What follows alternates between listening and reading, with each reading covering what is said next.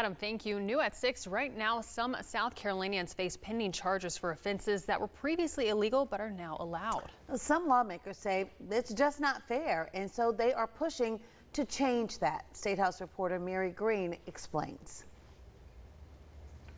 The lead sponsor of a new bill quickly advancing here at the State House calls it a cleanup of the permitless carry or constitutional carry gun law that went into effect all across South Carolina earlier this year.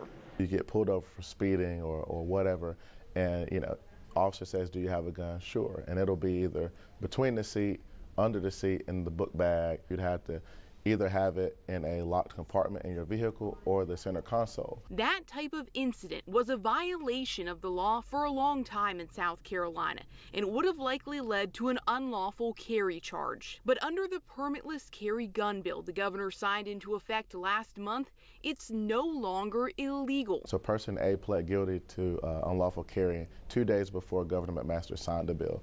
They can get that expunged. The new law allows for those expungements, but it does not account for people who have pending charges that have now been nullified by the new law.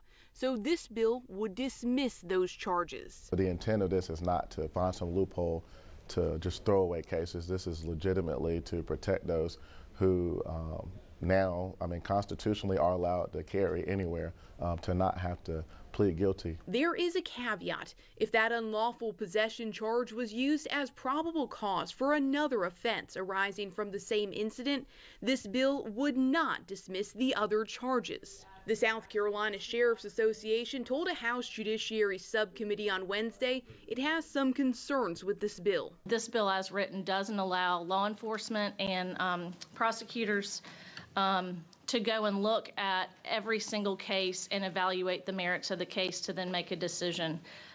With that, we think that violates the separation of powers in this state. Lawmakers have just over 2 weeks left in the legislative session, so this bill would need to advance out of a committee and pass in the House of Representatives in that time, or else it dies for the year.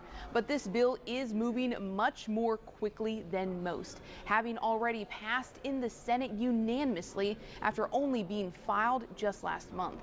Reporting from the State House, I'm Mary Green. The bill's lead sponsor, Senator Deon Tedder, says this would also clear a backlog of unlawful carry charges that prosecutors have before them to help alleviate their crowded dockets.